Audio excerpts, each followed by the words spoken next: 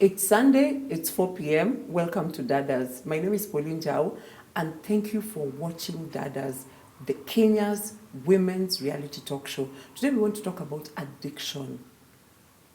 Addiction is a psychological and physical activity where one is hooked on a substance or an activity that normally will cause them some form of harm. To begin this topic, I want to introduce Leah Wacheke. Hi, Leah. Hello. How are you doing? I'm very fine, thank you. You look wonderful. Thank you. And welcome to Dada's.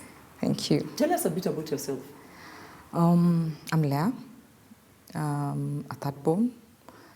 We are 6, from a family of 6. I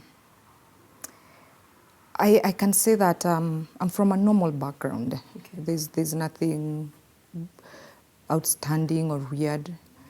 And from mother-father setting, you can imagine. What do you mean mother-father setting? Everybody is from a mother-father setting. Nowadays, what does that mean? Nowadays, you have to be very specific. There's a mother-mother setting. Mother-mother setting, mother-father setting. Father-father setting. Yes. So you are from a mother-father setting. The original setting from our Father in heaven.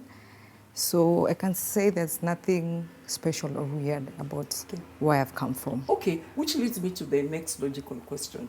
So according to you, you grew up in a normal family. Exactly. With very normal activity.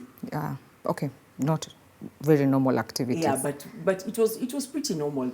I mean, it had the problems of any normal family, but it was pretty ordinary childhood. Yes, that's what I can say. There was nothing out of the norm. And actually, my mom, she was a born-again Christian, so she'd take us to church. She was a PCA, follow the doctrine kind of person. Tara. Yes, that one. Mm-hmm. Now, my dad was not a church-goer person. Now, that was maybe the part of what I can say the weird thing in my family. Okay. Yes. So, how did you start imbibing? Because you sound like, you should have grown up and, did you ever see alcohol consumed in your home? Or how did you even consider it as something that was interesting to do? Actually, I didn't. That's the weird part. I didn't even like alcohol because my father drank, and his drinking was not a normal one. He drank and it was a bit weird. And what do you mean by weird? It was not those social kind of drinking setting. It was abnormal. He'd drink too much. My uncles would drink like that. My cousin from his side, they'd drink like that. The kind of drinking that it's not the Saturday, let's drink 2 beers, we go home kind of drinking. It was when he gets his salary kind of drinking, he just drinks all of it. After he just paying the school fees, and he just drinks the whole of that money. And he had a good job. He was a smart guy, but he never really did anything with his money. All of it ended up in bars. That was the sad part. And it was not only him, but his brothers also, and my cousins from his side. Okay. So it was a very abnormal kind of drinking that we never really noticed that it could affect us. Okay, so your father drank too much? Yes. Did you ever sit down as a family and say, Daddy drinks too much, yani father anakunywanga tu sana? Yes. And what were the discussions around alcohol in your home? Would ask my mom what's wrong with my dad. What's wrong with him? I mean, I live in an estate kind of setting environment where other dads never used to drink like him. We never used to see them stagger at 3 o'clock in the afternoon when coming from work early, and they're drunk and they're staggering, and that was weird for us. And would ask my mom, what's wrong with dad? Is he okay? Why does he have to behave like that? He embarrasses us. So that was weird. So my mom didn't have an explanation to that kind of drinking. Yes, people used to drink, and our days, the dads used to, when you get from work, go take 2 beers, come home. But his was a bit weird because at 3 o'clock, why are you coming home at 3 o'clock in the afternoon drunk? That was a bit weird for us. Today, when you look back, do you realize your dad was an alcoholic?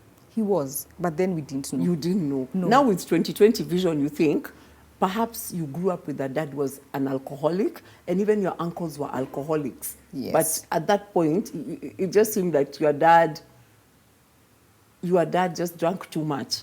Yes, he was misbehaving. He was misbehaving and that's what embarrassing everybody Yes, that's else. what we thought. Now- He just misbehaves a lot, a lot.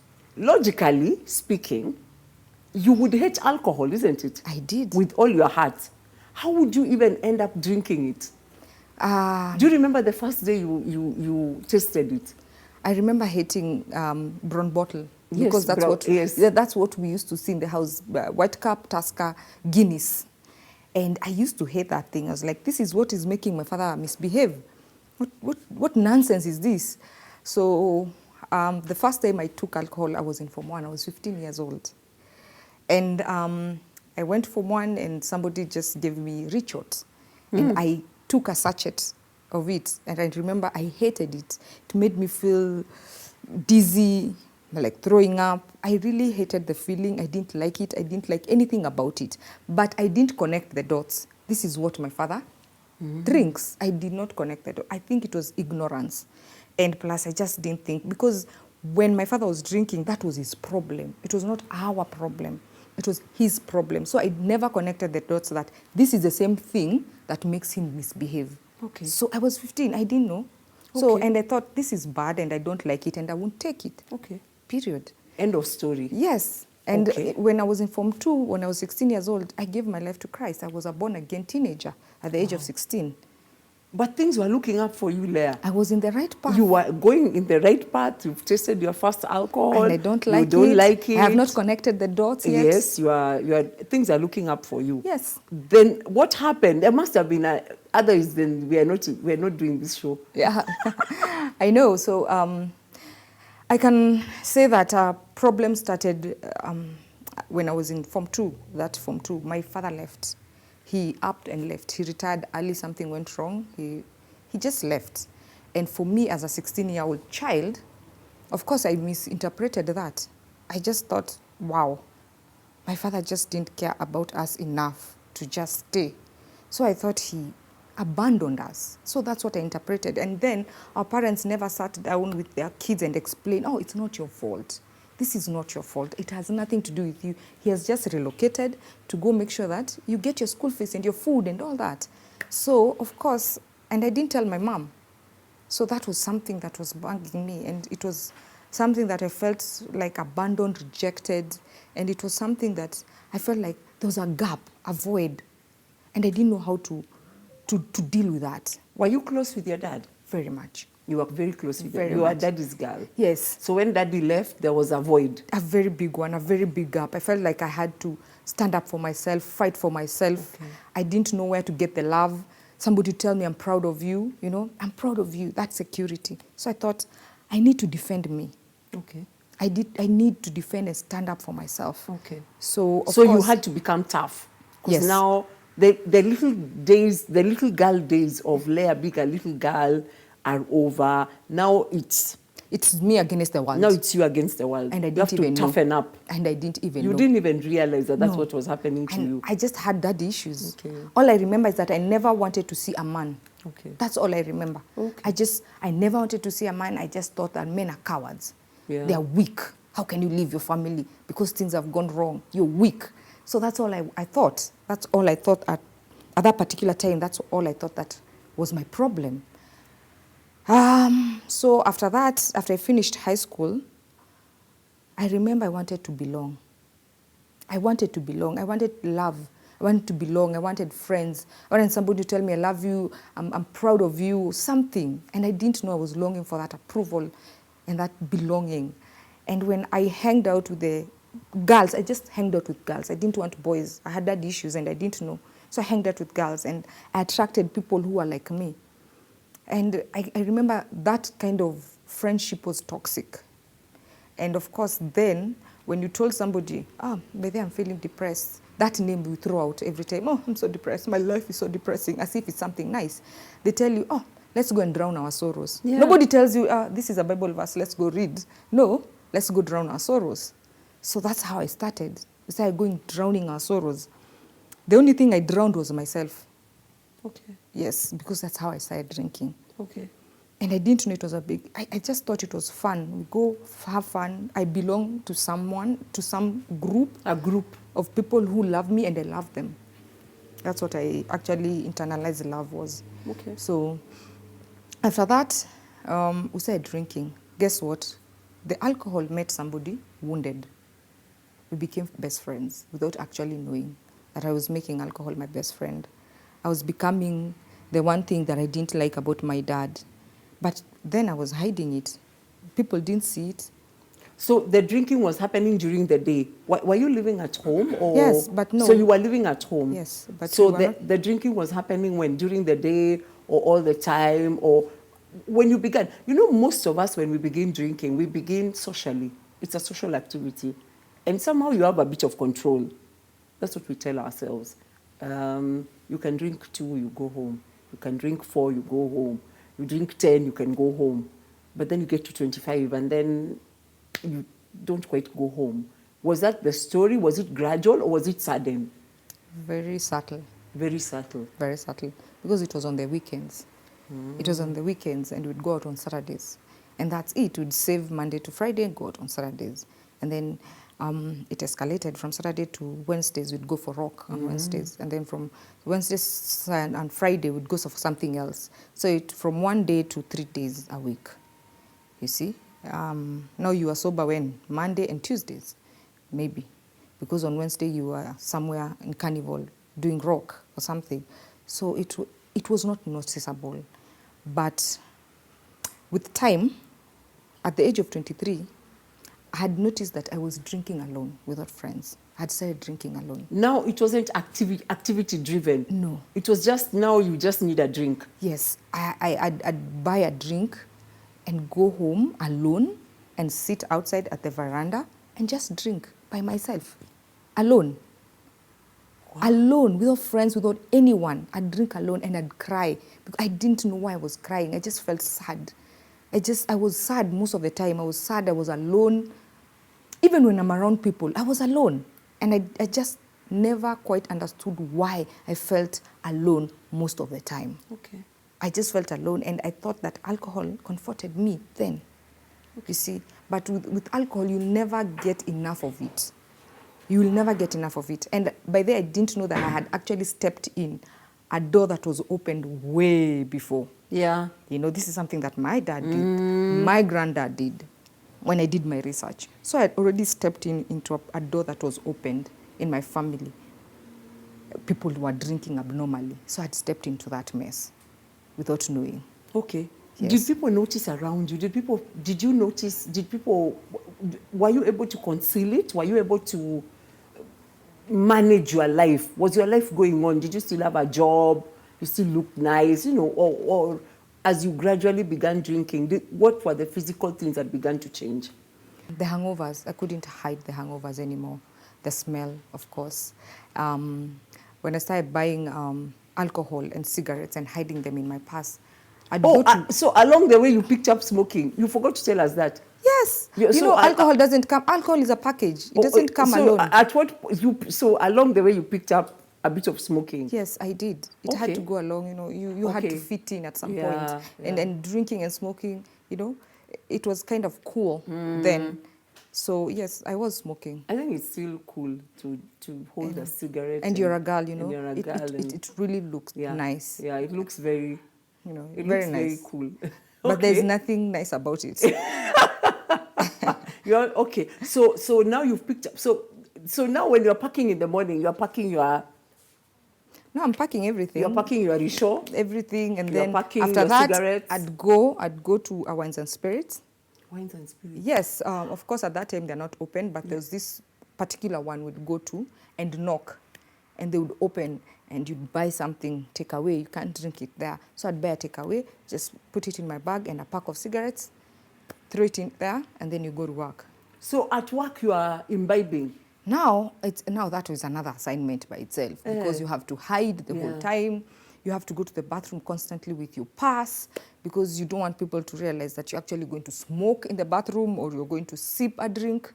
So that's just another part-time job. Did you have a cup? Or how do you go to the bathroom now? You you drink direct from the bottle? No, like the first 3/4, you have to drink like that so that you can at least, you know, dilute it. Skunk. It was punishment. And you're not becoming drunk in the office? Now that's what I'm trying to explain. Because no matter how I thought I was smart, people actually smell the alcohol on you and the cigarettes. And by the time 5, you started drinking at 9, surely. By the time you get to 5, you're either high or tipsy. So people would tell, okay, you're not the same person we were talking with at 8 o'clock in the morning. What job were you doing there? What was your job at this time? I was doing marketing. So you were doing Yes. You were meeting people. So I'd volunteer a lot to go to the field so that I'd drink and people would not notice. So we'd go maybe 3 or 4 guys. So I'd make sure that I don't talk to the clients. They talk to the clients because I was afraid that actually the clients would tell my bosses, one of you, People. yes, He's drunk. He's drunk at 11 o'clock in the morning.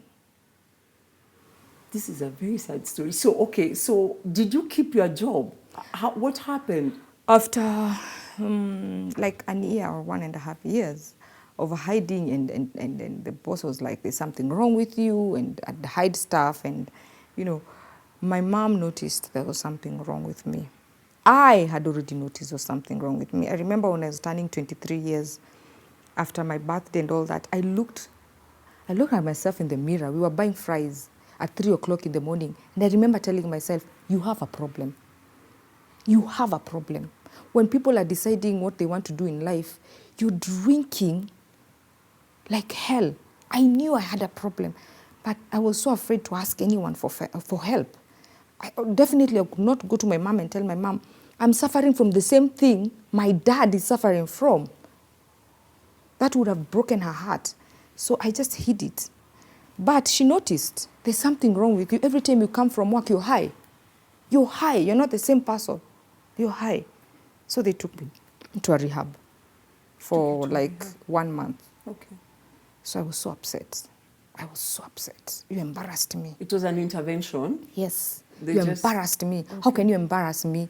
Now everyone at work knows that I've been taken to a rehab. You know, that was the most embarrassing thing. So when I left the rehab, I nearly killed myself because I lit a cigarette. And when you're in those rehabs, they actually give you medication to actually counter the drug. So I got scared. I nearly killed myself. So I got scared. Because of the chemical Yes, whatever it is that happened. What do you mean you nearly killed yourself? Like you I got... felt paralyzed on one side. I felt like I was not moving, like I was numb on one side. It really scared me and it slowed me down for some time. And I didn't drink for like 3 months. I was very afraid. I knew that this is real, I can die. So after 3 months, when I started drinking again, it became worse. It's like I just did it 10 times worse than the way I was. So this time round, I drank. I never went back to work. I just drank every day in the morning. I'd wake up at 3 o'clock in the morning and wait until 6 o'clock in the morning to go to a bar and drink every day in the morning. Every single day, that's what I did. I lived like for one day for 5 years. I know, yeah? You know, it's like you're on rotation. It's the same day. Yes, you don't change anything. Nothing changes. You just do the same thing. And then the alcohol would wear out at 3 o'clock in the morning. Up till today, I have an alarm clock in my head. At 3 o'clock in the morning, I'm up. I'm up. Thank God this time around, I don't have to go look for alcohol. But I'd wake up and light a cigarette first. And then, of course, at that time, you're shaking. You can't do anything. You're shaking. Your mouth is shaking. You can't say hi to anyone because of the shakes. And I'd wait until 6 o'clock.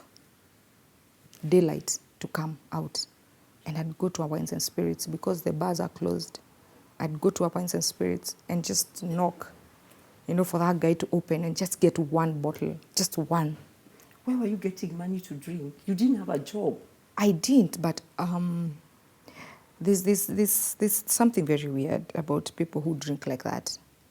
You have other friends who drink like you, so you support each other. So we'd call each other at 3 o'clock in the morning and ask, where are you? Where are you?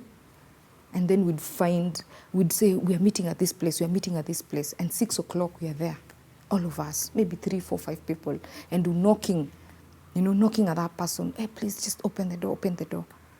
And then, of course, we'd buy drinks. By the time 9 o'clock, I am high, I'm staggering, I'm holding a cigarette, and maybe I'm being carried to go home. And it's an estate where people notice. You know, to make matters worse, I was female. You can imagine, I'm not a boy child. I'm a girl child, drinking like that at 9 o'clock in the morning when other girls are going to work, they're going to school. People just are carrying me to take me back home at 9 o'clock in the morning. I was an embarrassment to my family's name. Nobody wanted to be associated with me. Nobody wanted their kid to be my friend because I was a girl who was drinking, who was drunk. I was that girl who was drunk at 9 o'clock in the morning. I was that girl who looked like an outcast, didn't make her hair, didn't change her outfit for 3-4 days. It got to a point where I just lost all my features. I didn't look like a male or a female. I was too small. It got to that point. Yeah, we see those girls. Wow. Please tell me there's a turning point to this story. That's why we are seated here. What happened? When it got to that point, when I thought that I'd actually hit my rock bottom, waking up at 3 o'clock in the morning, doing nothing with my life, going to the bars at 6, you know, waiting for other people like me to show up so that we can drink, wasting away, you know, just literally wasting away, and I'd see myself wasting away. I'd go to the tailors every Saturday to have my jeans reduced so that I could fit in my clothes. I was very sad. And I remember one day asking God, did you create me to drink like this? That was the first question I asked God. Why did you create me? Because now it was bondage. It was something that was beyond me. My body needed the alcohol. So when I thought that I had actually hit my rock bottom had a basement. And that's when I started collapsing. I'd collapse in the house. I'd collapse and have seizure like somebody who is epileptic and bite my tongue, you know. It became so bad. And one day I just woke up and I was so tired of my life. I was so tired of crying. I was so tired of being crucified. It's like everybody just didn't want anything to do with me. I was tired because I had put my mom through hell and back, my family. So one day I just woke up and I told God, you know what, God, I will die, but I won't die because of alcohol. I will die, but I won't die because of alcohol. So I became sick, very, very sick. And I was taken to the hospital. And I remember that day when I was lying there, the doctors came with so many things that were so wrong with me. You know, my white blood cells were higher than my red blood cells. I was throwing up. I couldn't eat. I had everything wrong. Everything was wrong with me. And when I was just lying there, and my mom was so sad. She knew I had actually reached my end. She knew this is it. She won't get out of this time. I mean, she had taken me to the hospital for so many years. She knew this is it. And that day I smiled and I was so happy. And she looked at me and she wondered, what is wrong with you? Why are you smiling? Why are you happy? And I was like, did you hear what the doctors said? I'm supposed to be under medication for like 6 months. And for those 6 months, I won't drink. I won't smoke. God has given me my rehab. God has given me a break. This is the break that I've been waiting for. Yeah. So I was so happy and she was so, what is wrong with this child? So for 6 months, that is 2013, I never drank. For 6 months, I never lit a cigarette for 6 months.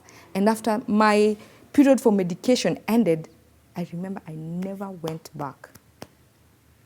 I never went back to alcohol. I never went back to cigarettes. And after that, I remember telling my mom, take me back to school. I want to go back to college. I want to start again. I want to start from square one. Because I knew nothing. My life had stopped for like 10 years. For 10 years, I lived one day doing the same thing. So of course, then they didn't want to bet on me. Everybody was afraid of me. I was afraid I'd go back. Nobody wanted to bet on me. So I told them, don't bet on me, bet on God. And they did take me back. to college, and I went back to college, and I graduated with distinction. But I remember that was a battle. That was a battle because people are like, why are you going back to school? You've already killed your brain cells. You know, I didn't get the support I thought I was looking for. But come 2015, I gave my life to Christ, and I've never gone back. Now that is just, I look at myself and I think that God has given me a second chance. Not so many people get second chances, but I did. People die. People become functioning alcoholics. Others become vegetables, literally. People die. So many people I used to drink with, they've died. They have died. Some are still drinking up till today. They have families, they're still drinking the same way. So for me, I knew that God had given me a second chance. Thanks, Leah. In the second part of the program, we'll see what you're doing with your second chance. We'll also invite a counselor and a psychologist to just unpack that story, because that's the story of many people. Yes. Some of them are beginning, some are in the middle, some are near the end of that story, but some don't even know what's happening to them. Thank you so much for being candid. Thank you so much. We'll be right back. As I always say, grab a cup of tea, a hot coffee. Dadas, musiende mahali.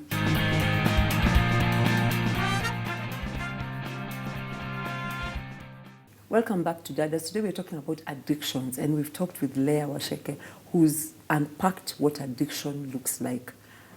If you missed the first part of the show, please go online and look for that show. It's amazing. We're joined now by Lily. Lily is a counselor, psychologist. Karibu sana, Lily. Asante. You are the expert of the day. And I'll begin by asking you, Lily, is addiction something that is generic? Because Leah told us about her dad and herself. Is it a generic thing?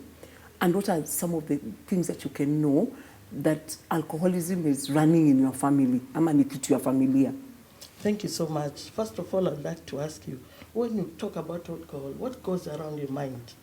Mlevi, wachae, blah, blah, blah. Let me tell you, this thing is a disease, and it comes right from the family. Some of it, it's generic. Environment, the way you were brought up. So basically, at times, you'd wonder, why is so-and-so taking alcohol and she's not getting drunk, or is not getting drunk? And why is so-and-so drinking and getting drunk? There are enzymes in your body that are predisposed because of a genetic factor, the family tree, the background. Basically, if you want to know somebody is getting it from genetic factor, you look at the genogram of the family, the grandfathers, the uncles, the aunties, the family, the social setup. Okay. Yeah. So once we look at the genogram, we'll know this person is, like, if I look at to be honest, I come from a family where we struggled with alcohol. So my father, anything that was put in front of him, he had to finish. Like, there are people who drink 2 bottles, they go home. Then there are people like, I suppose me and Leah, if alcohol is put here, it must be finished before we leave. Is such a person know? How do you know that I must avoid drinking because of my family setup? Exactly, that is the point. This is a real thing that happens to people and they don't know. Like, basically, you as a person, you can talk about your family background, people are drinking and everything, so you've seen it, and you know what it does. And you know the moment you start, you will not know as you continue. So those are basically the predisposing factors, because you are in that setup, you come from that family, and you feel it is like it is nothing. I can just take 2 and I'm fine. But you as a person, you don't discover it's hurting you, it's taking toll on you, unless and otherwise else, somebody else tells you. Or you get to a point that you become sick, you become helpless. That is when you realize. Yeah. Leah, the first, you told us that the first time you actually seriously considered drinking was because you were very sad. You were a very sad person, and you felt your father had failed you. Yeah, that is when you started drinking. But the first time when you tasted alcohol, you didn't actually like it. No. So you were not drawn to alcohol because of social drinking. You were drawn to alcohol to take away a problem. Could you just talk a bit about that? Actually, come to think about it, I took alcohol when I was 15, right? My dad was still in my life.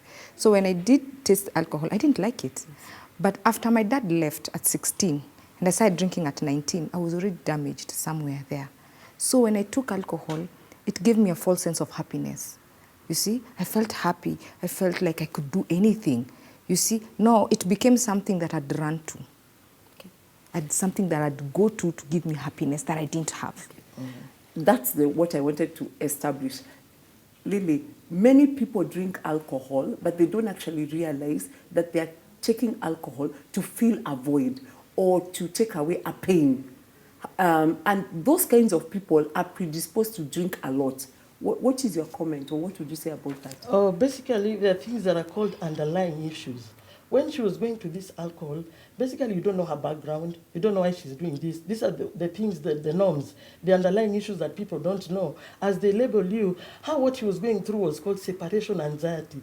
She was looking for a sense of belonging, where she can be and be accepted the way she is. She can feel, okay, even if my father has gone, we are separated, I have people who look at me and I feel comfortable around them. So it's an anxiety that she doesn't understand, but it entails from the family. And it's called separation anxiety. They make you get funny decisions because of the setup. The consolation where you get the friends, they become your family. It becomes a second home. Yeah. And many times, sometimes it could be other things. And you're very right about separation. It could be because of death. Some people, it's because of death. They're Exactly. separated. That's why I'm calling them underlying issues. Yeah. Could be divorce. Yeah. So you start drinking. Now, how can you tell that I'm going in the wrong way? How can you tell my husband, my wife, my children, this person is becoming an alcoholic? How can you tell? Okay, basically when you're living with somebody in the house, you'd know Lily comes from work at 5 o'clock. This time she's coming at 9 p.m. is when she's coming home. Her physical appearance has changed. She started being unkept, withdrawal, even your speech. And facing people on the eye or one-on-one becomes a tough issue. Yeah? And you can only talk when you've taken alcohol. So you will notice time factor, eating habit, sleeping, physical appearance, the dressing, the unkeptness, so many things if you are keen, and this is the person you live with. You will notice the big differences. Lily, we notice a lot of people who are struggling, because me right now I can think of many people who are struggling with alcohol, but we don't confront them. Why is it? Is it because we've zoead? It's not about that. Yeah, it's about labeling. Okay. You know, alcohol is just a disease like any other. But people take it wrongly. They label you. Even in your family, when you're in a gathering, I believe every family has a drunkard. Yes. That is what my take. But you listen even to people talking about this drunkard, they've been labeled, uyo ni ule mlevi, wachana na yeye. So you don't take it as normal as malaria. It's a disease like any, because it affects the brain, the thinking, the behavior, and everything about you. Just the way when you get malaria now, you'll be so affected. Yeah? Okay. You're sleeping, you're eating, and everything will change. Okay. So these people, when they get drunk, they also need help. They need to be talked to. First of all, that social setup, talking to this person, bringing this person. When last did you check up on somebody who's a drunkard? Even to take a call and nataka kukujulia hali. You don't, because you've labeled them. Huyo hakuna kitu ananiambia, huyo ni mlevi. The labeling factor, the stigma that people get when they are drunk. Okay. Exactly. Leah, when you were drinking, you say at one time your family intervened, and basically what they did, the intervention, they took you. I imagine they must have bundled you and taken you to a rehab. So when you came out is when now you completely rebelled. Eh? You Yes. were very annoyed. Looking back, what could they have done differently? First and foremost, drinking, like she said, it's like a disease. It gets to a point where it is no longer in your control anymore. You know, it's not something that you can control. When you become an alcoholic, you can't control it anymore. Because it's a chemical thing, isn't it? You can't control it. You will drink. Okay, sometimes people say that, hey, I can stop when I want to. Why can't you? Why can't you? Yeah, you're saying it, but why can't you stop? Because you can't. You want to, but you can't. So they would have at least tried to find out, why are you drinking like this? Because healthy people don't drink like that. Healthy people take a glass of wine and actually go where they're going. Why do you have to take a whole bottle of wine? Why do you have to actually fall off the chair so that you can feel something? What's wrong? People don't drink like that. There's something wrong. Find out. Find out what's wrong. Because definitely it's not the alcohol. There's something behind the alcohol. They could have taken the trouble to find out what the pain was. Yes, because they were actually, the way people react to people who drink, they make it worse. There's somebody I was talking to and they're like, I'm so tired of my brother. I don't want to see my brother. He's such a disappointed. He's making my mom go nuts. I'm like, let me tell you something. Anything you're going to do to your brother right now, he has already done to himself. If it's cursing him, he's already cursed himself. If it's hating him, he already hates himself. He already feels guilty, ashamed. So there's nothing you're going to do to him he hasn't done to himself already. So try loving them. Try finding out what's wrong. Why are you drinking like this? What's the problem? Try be a solution than a problem. Okay. Yes. Really, what can we do? What are the first things we do when we realize our people are alcoholics? There's this thing called communication. You communicate. Maybe this person, you might be the cause of that person's drinking, and you're not aware. Because like now, it was the father. The parents and the family siblings could not find out what is the cause. They're not communicating. She's going through a lot alone. She has nowhere to vent, nobody to talk to. The father's gone. I mean, what is happening? He's not, even the father's effect could have made her not even want to let a man be close to her because all men are like this. So communication. You might drive this person away and you are the cause of this person's drinking. That is when people don't know. First of all, communicate. People label these people like they're not even supposed to talk in front of people. There's nothing inside that can come out. But these people are going through so much. There's so much going around this person that they just need somebody, just that start point of talking, checking on how are you doing. It will reflect on this person. Basically, it starts with the person. But for them to change, it starts with them after communication. Just communicate and show them that love and care. They're just human beings and they're having a disease like any other person. Okay. Yeah. So the other thing I've heard about drinking, Leah, is that until the day you decide to stop, the rest of us, there's nothing we can do. We can do nothing. We can talk. We can try and love you. We can try and make you understand why you need to stop drinking. We can do so much for you. But until the day you yourself make that decision, there's nothing we can do. Is that true? Yeah, you can take me to rehabs. You can scold me. You can scream at me. You can hate me. I already hate myself. So there's nothing you're doing that's new. You're ashamed of me. I'm ashamed of me. So what? What are you telling me? You don't like me. I don't like me. So what are you going to do that I haven't done to myself already? So until that you get to that point where you're like, enough, I cannot take this anymore. I'd rather die. It's either death or I stop. And when you cannot tolerate something anymore, change comes. Change comes immediately. When you can't stand it anymore, when I couldn't stand alcohol anymore, when I told God that I will die, but not because of alcohol, change came. Okay. Yes. Are there programs? What do you normally do when somebody comes to you and says, Nimechoka, I've done it all, I'm now sick? What are there programs? What's There the are next so step? many programs. Yeah. Like, first of all, you talk to the person. They realize who they are, their self-ideal, their self-awareness. As you take them through, you put them in support groups. There are so many support groups. Alcoholic Anonymous, they get people who have gone through recovery addicts and the rest. They interact and something comes out of it. And you empower them. As in she got empowered on herself and decided even to go back to college. She can even be a mentor to people who are going through that. So you see them through support groups, therapies, such kind of issues. Okay. And they come out of it. Okay. And in fact, they become the best citizens. Yeah. Interestingly, what Leah said was that her family, once she decided to stop drinking, they could not believe in her. You heard that? Eh? Yeah. The first thing they said, you will relapse. So they could not invest in her anymore. Is it also the thing? It's like also prison. Like people don't believe you're going to change until you change. Yeah. So they don't support you. How does that also help make people go back? Because, she could have gone back. Yeah, that is why I talk about support groups. The family is the first casualty of making somebody relapse. Because when you enter the house, they give you that eye. We are change kweli. Social family support is very important. You feel loved, cared for. You wouldn't like to disappoint these people. So basically, when you're seeing an addict through, the best thing you also need to do is something called family therapy. You need to talk to the family on how to handle this person, how to receive this person, not naming, not giving that doubtful eye, because it will make them look like, after all, they're not trusting me. Let me go to where people trust me. Yeah, so family is also key. to this. Yeah. Yeah, and then you use therapies like CBT, cognitive behavioral therapy. You talk to the client and ask, basically, what is this that triggers you back? So you deal with the triggers, things that can make this person relapse, like family, friends, environment, the setup. You see them through this. Okay. Yeah. Okay. Leah, how did drinking affect your family?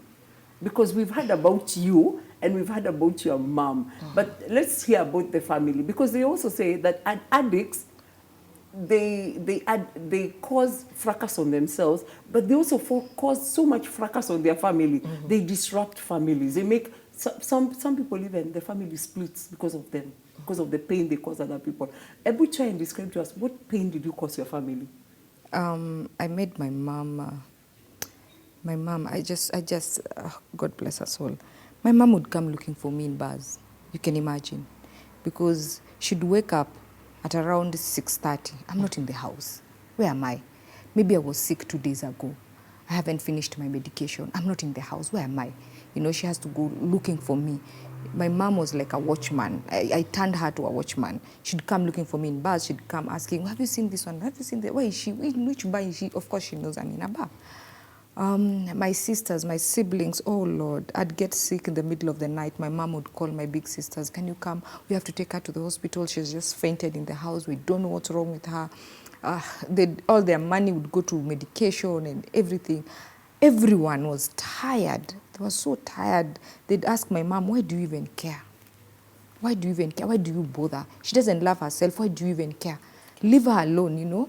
Because, I mean, they couldn't see the logic behind it. Because I've already given up on myself, you see? So why are people caring about somebody who's given up on themselves? Not remembering that I can't do anything about it. Yes. If your mom hadn't reached out to you and gone out, and do you think you would have survived? I believe I changed because of her. Okay. There's a time I told God, if you can't change me for me, I don't care about me anymore. If I'll die, it's okay. But at least change me for her. Because she'd cook for me, she'd do my laundry, because I couldn't do anything for myself. I couldn't feed, I couldn't do anything. So she did everything for me, she prayed for me. So of course I told God, if you're not going to change me for me, then change me for her. You talked about family therapy. When families have this kind of a crisis, they need to seek help. Exactly. What do you do at the family therapy? What do you do with families? Or how do you help them? First and foremost, there's something called vicarious trauma. Vicarious trauma is when maybe you are taking care of a sick person, you become sicker than that person. So basically the family is supposed to put into therapy. How do you do it? If there's somebody who has, first of all, you have to own up. You cannot go and say, I have a problem. I cannot come and tell you, you know what, Leah, you have a problem. You are the one who has to approach. So we take it from a different angle, such that it doesn't affect her that the parents have reported her or something. You talk to the parents first, the family siblings, and put them through. This is something I talked about genogram. They'll also understand. When you put it through to them, they'll understand it is not coming from Leah alone. It is coming from the family. How can you handle this? You give them the reasons, the pros, the cons, why it has reached to that level. It could have been anybody else. It could have been you, it could have been Leah or anybody else in the family. So there's a way you teach them on how to approach the issue at that family level. And that is only if somebody approaches. Because you cannot go to somebody's home and knock and say, hello, you guys, you have a problem and you need help at this level. So families must first accept that the problem is theirs. Yes. They have to own the problem. Exactly. And they have to understand that they too have a role to play. Exactly. If they don't play their role, then they're going to lose this. And even if it's not the whole family, at least somebody to stand with you. Yes. Exactly. Okay. Lily, how prevalent is this problem in Kenya? Is it something which is, few and far between, Ama? It's something you see a lot? It's something we see a lot. And it is all over the country. Most areas are so prone, depending on the structures there. And another thing that we came to realize is about poverty. You look at areas where people are so poverty-ridden, it is so prevalent. Because after all, where do you get your fun time? When you get your small money from Jengo, that is the only place you can get your fun. So structures, the culture, and the family setup. And it depends. Like now I'll tell you, in a place like Madari, the slums. This is so high. And you cannot stop it because it is so rotational there, and there's a brewing den there, and the kids are taken to school through the money of this brewing thing. So you get the situation the way it is. So it is so rampant. Yeah. And also that when the family structure breaks, when something happens to the family, it seems to me that when things happen in family, at the family level, people tend to gravitate towards looking for other belonging, another set of people to belong to. And when you don't belong to a family, you are vulnerable. Anybody can approach you. Exactly. So you can become an addict to many things, not just alcohol, to drugs, to sexual activity. There's so much. What would you say about that? What is your take on that, about the family, that it is so important for us to begin taking our family seriously? Exactly. Now there's this thing called divorce. Blended families, distant relationship. It involves so much in this, but people take it for granted. Imagine a scenario where, like Leah talked about, she knew there was alcohol in the genogram of their family. But what triggered her was the family issue, the separation of the father. So, if a child grows up and their two parents are there, it's so different, and it hits the person so hard when one person goes away. It can be on death, not only separation. It can also come out of death. When one person goes away, something happens. It's called trauma. It goes through your mind, and you make decisions that are not of your own liking, but because of a situation. So basically what am I trying to say, it's not only about divorce, it's not only about death, it's about also the upbringing. I may be coming from a single parent, but I'm not drinking. There's no anxiety about separation. I've never known two parents. Maybe I might admire people who have two parents, but that will not lead me to start drinking and taking alcohol. So this family setup is a big issue. And apart from that, I was thinking, at any small level, in institutions, in schools, in churches, there's these family issues that are supposed to be discussed. Parenting has become something else. Look at our children. They even commit suicide online because of watching things. So parenting is the key issue. Be it single parent, be it both parents, you're coming extended, blended family, it really touches on you so much. Okay, yeah. Because the family, I think, is where the problems are beginning to spill over, and then people become addicted. And people are becoming addicted to many things. It could be gambling, it could be alcohol. Even eating. Eating. Yes. Obesity is actually an addiction. Yeah. So 2020 now, looking back, what are you doing with this story? I know you're doing something with this story. What are you doing with this story? How are you helping other people? So I think my struggle was not being sober. It was actually hacking the world of sobriety. Because actually when you are like 10 years off the radar, and when you come back, everything has changed. You don't know how to hack this world. You go to church, you're not saved enough. For people, they reject you. You go to the corporate world, you're not experienced enough. Where have you been for 10 years? You don't fit in anywhere, you see? But you need to fit in somewhere. And I think that was my struggle. And people go back to alcohol, not because they want to, because they have no idea how to hack the other world. So you get that, you've stopped drinking, and then where do you start? Where do you go? Your family doesn't want to bet on you. Where do you even start? You don't know who you are. You don't know what you're made up of. You don't know anything about you. Yeah. You started drinking at the age of 19. And then, now, what? And now you're 30. So, and then where do you start? 10 years are gone, and you can't really explain where they And you don't fit in anywhere. Yeah. So I think that was my struggle. So I was like, oh my God, I do not fit in anywhere. I don't know where to start. I don't know who I am. So after that, that's when I realized there was a gap. And that's when I decided, you know what, there's things that we face after you stop drinking and then you start venturing into this world that you don't know how to maneuver. So that's when I decided, you know what, God, if you help me get from this point to that point, I will help another lady. So most of the time I walk with people. It's more like walking with somebody. Yes, you're from a rehab, now what? Yeah. Now what? Okay. Yeah. So it's sort of startup pack after addiction. Yeah, because there's a startup gap. pack 101. Yes. How to re-enter into into normal. Yeah, and plus deal with whatever it is that's made you to go to drinking in the first place because of something. Most of people say that, I don't think I have a problem, but I'm like, no, of course there's something that actually triggered that drinking. Because that drinking is not a normal, healthy kind of drinking. People drink, but the way you're drinking, it's not normal. There's something you're numbing, there's a pain, or there's something you're running away from. So what's that? Okay. So let's talk about that. So that's what I do. Okay. How is it going? Are you helping many ladies? Yes, by then I started helping ladies even before I knew it, because I was a walking testimony. You know, the people who knew me before, during, and after, they're like, what? So, of course, automatically when they're going through something, they just come. They just come. They come looking for me because they've seen me go through it. I think finally I wanted to ask Lily, as we close, when you think about people dealing with addiction in Kenya, is there something the government can do? What can be done? Because I think her first experience with alcohol was at age 15. It was in school. What can be done? Is there anything you think the government can do? Yeah, and I think this is all over, and it is all over the media, about mental wellness. It begins at that level.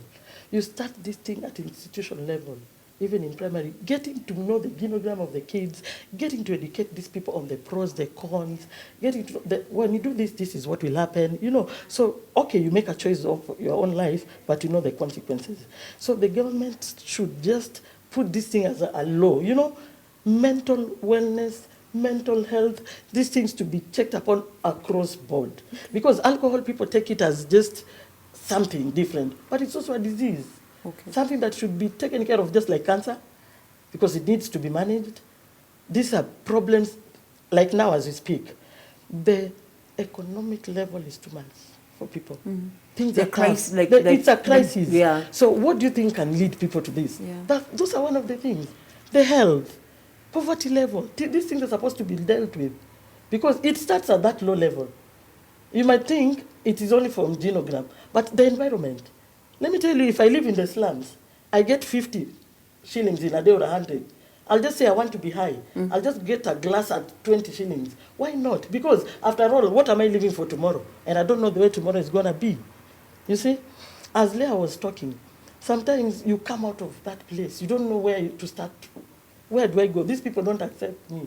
You know, the government should come up with a project for these people who have recovered. You know, you can nurture her talent. There's something in her that you can get out of her, because she's talking about recovering the 10 years. She's feeling she's not fitting somewhere. It's true. You come out, you get your age mate, somebody's having 4 kids. You know, you are talking and that person's talking is not standard. That person will be talking about my kids going to school, my school fees, my house girl. You'll be talking about recovery.